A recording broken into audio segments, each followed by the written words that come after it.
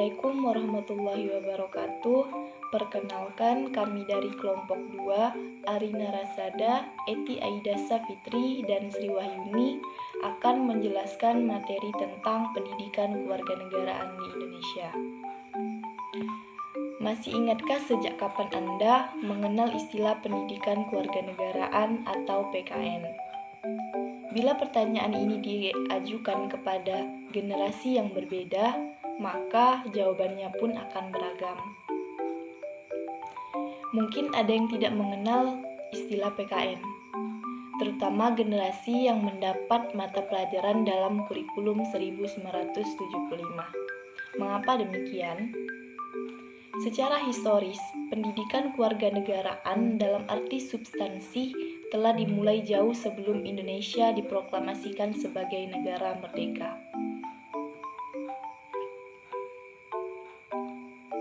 Pada tahun 1928, para pemuda yang berasal dari wilayah Nusantara berikrar menyatakan diri sebagai bangsa Indonesia bertanah air dan berbahasa Persatuan Bahasa Indonesia.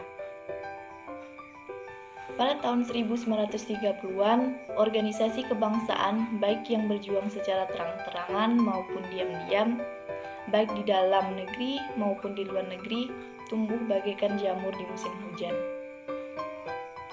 Setelah Indonesia menyatakan kemerdekaan, melepaskan diri dari penjajahan, bangsa Indonesia masih harus berjuang, mempertahankan kemerdekaan, karena ternyata penjajah belum mengakui kemerdekaan dan belum ikhlas melepaskan Indonesia sebagai wilayah jajahannya. Perjuangan mencapai kemerdekaan dari penjajah telah selesai, namun tantangan untuk menjaga dan mempertahankan kemerdekaan yang hakiki belumlah selesai. Seorang profesor bernama Nina Lubis, dia adalah seorang sejarawan, menyatakan dahulu musuh itu jelas, yaitu penjajah yang tidak memberikan ruang untuk mendapatkan keadilan, kemanusiaan yang sama bagi warga negara. Kini, musuh bukan dari luar, tetapi dari dalam negeri sendiri. Contohnya, korupsi yang merajalela, ketidakadilan, pelanggaran HAM, kemiskinan, ketidakmerataan ekonomi, penyalahgunaan kekuasaan, tidak menghormati harkat dan martabat orang lain, suap menyuap, dan lain sebagainya. Dari pernyataan ini tampak jelas bahwa proses perjuangan untuk menjaga eksistensi negara bangsa mencapai tujuan nasional sesuai cita-cita para pendiri negara bangsa belumlah selesai, bahkan masih panjang. Oleh karena itu, diperlukan adanya proses pendidikan dan pembelajaran bagi warga negara yang dapat memelihara semangat perjuangan kemerdekaan, rasa kebangsaan, dan cinta tanah air. PKN pada saat permulaan atau awal kemerdekaan lebih banyak dilakukan pada tataran sosial kultural dan dilakukan oleh para pemimpin negara-negara. Dalam pidato-pidatonya, para pemimpin mengajak seluruh rakyat untuk mencintai tanah air dan bangsa Indonesia. Seluruh pemimpin bangsa membakar semangat rakyat untuk mengusir penjajah yang hendak kembali menguasai dan menduduki Indonesia yang telah dinyatakan merdeka. Pidato-pidato dan ceramah-ceramah yang dilakukan oleh para pejuang seperti kiai-kiai di pondok pesantren yang mengajak umat berjuang mempertahankan tanah air merupakan PKN dalam dimensi sosial kultural. Inilah sumber PKN dari aspek sosiologis. PKN dalam dimensi sosiologis sangat diperlukan oleh masyarakat dan akhirnya negara bangsa untuk menjaga, memelihara, dan mempertahankan eksistensi negara bangsa.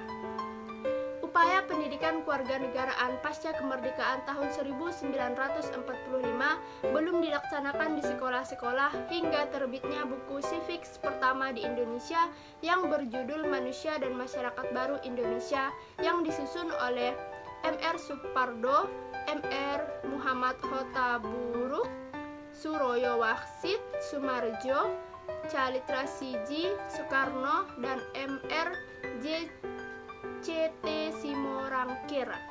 Pada cetakan kedua, Menteri Pendidikan Pajajaran dan Kebudayaan, Menteri Pendidikan Pengajaran dan Kebudayaan Prijono tahun 1960 dalam sambutannya menyatakan bahwa setelah keluarnya dekret Presiden kembali kepada Undang-Undang 1945, sudah sewajarnya dilakukan pembaharuan pendidikan nasional. tim penulis diberi tugas membuat buku pedoman mengenai kewajiban-kewajiban dan hak-hak warga negara Indonesia dan sebab-sebab sejarah serta tujuan revolusi kemerdekaan Republik Indonesia. Menurut Prijono, buku Manusia dan Masyarakat Baru Indonesia identik dengan istilah kewarganegaraan. Dalam bahasa Jermannya itu Staatsbürgerkunde, sedangkan dalam bahasa Inggris itu dinamakan dengan civic. Lalu bahasa Indonesia itu disebut dengan kewarganegaraan. Secara politis, pendidikan kewarganegaraan mulai dikenal dalam pendidikan sekolah dapat digali dari dokumen kurikulum sejak tahun 1957 sebagaimana dapat diidentifikasi dari pernyataan Sumantri bahwa pada masa Orde Lama mulai dikenal istilah yang pertama kewarganegaraan itu tahun 1957. Kemudian yang kedua itu istilahnya civic pada tahun 1962. Dan pendidikan kewarganegaraan Indonesia itu pada tahun 1968. Jadi setiap tahun itu mengalami perubahan nama ya. Lalu pada masa awal Orde Lama sekitar tahun 1957, isi mata pelajaran PKN membahas cara pemerolehan dan kehilangan kewarganegaraan. Sedangkan dalam civic tahun 1961 lebih banyak membahas tentang sejarah kebangkitan nasional, undang-undang dasar, pidato-pidato politik kenegaraan yang terutama diarahkan untuk nation and character building bangsa Indonesia. Bagaimana sumber politis PKN pada saat Indonesia memasuki era baru yang disebut dengan Orde Baru? Nah, pada awal pemerintahan Orde Baru, kurikulum sekolah yang berlaku dinamakan kurikulum 1968. Dalam kurikulum tersebut, di dalamnya itu tercantum mata pelajaran pendidikan kewarganegaraan. Nah, dalam mata pelajaran tersebut, materi maupun metode yang bersifat indoktrinatif dihilangkan dan diubah dengan materi dan metode pembelajaran baru yang dikelompokkan menjadi kelompok pembinaan jiwa Pancasila. Sebagaimana tertera dalam kurikulum sekolah dasar tahun 1968 yaitu sebagai berikut.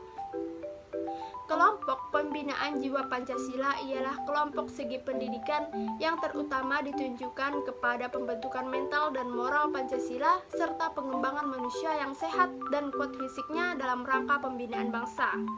Sebagai alat formil dipergunakan segi pendidikan-pendidikan, yaitu pendidikan agama, pendidikan kewarganegaraan negara, pendidikan bahasa Indonesia, pendidikan bahasa daerah, dan olahraga. Pendidikan agama diberikan secara intensif sejak dari kelas 1 sampai kelas 6 dan tidak dapat diganti pendidikan budi pekerti saja. Begitu pula pendidikan kewarganegaraan negara yang mencangkup sejarah Indonesia, ilmu bumi, dan pengetahuan kewarganegaraan negara selama masa pendidikan yang 6 tahun itu diberikan terus-menerus. Sedangkan bahasa Indonesia dalam kelompok ini mendapat tempat yang penting sekali sebagai alat pembina cara berpikir dan kesadaran nasional. Sedangkan bahasa daerah digunakan sebagai langkah pertama bagi sekolah-sekolah yang menggunakan bahasa tersebut sebagai bahasa pengantar sampai dengan kelas 3. Dan dalam membina jiwa dan moral Pancasila.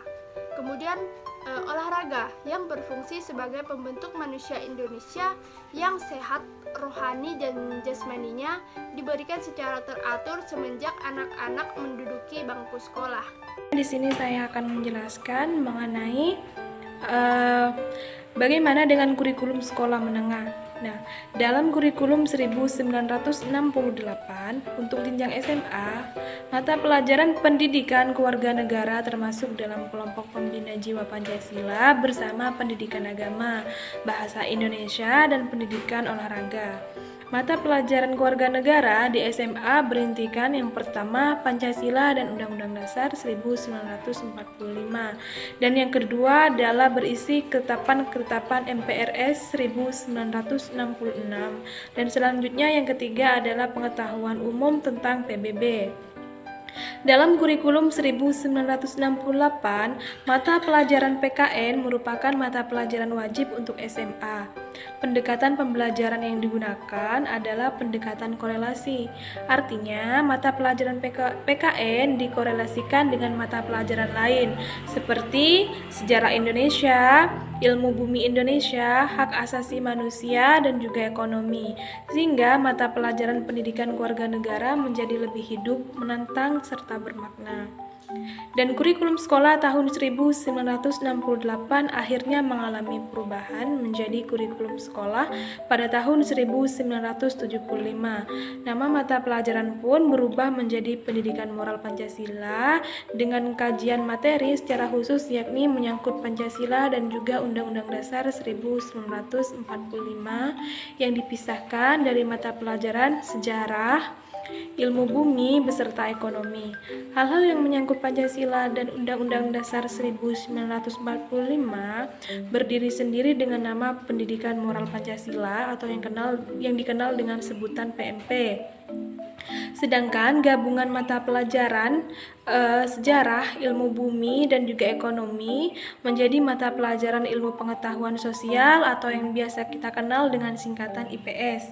Pada masa pemerintahan Orde Baru, mata pelajaran PMP ditujukan untuk membentuk manusia Pancasialis. Tujuan ini bukan hanya tanggung jawab mata pelajaran PMP semata. Sesuai dengan ketetapan MPR, pemerintah telah menyatakan bahwa P4 bertujuan membentuk manusia Indonesia Pancasialis.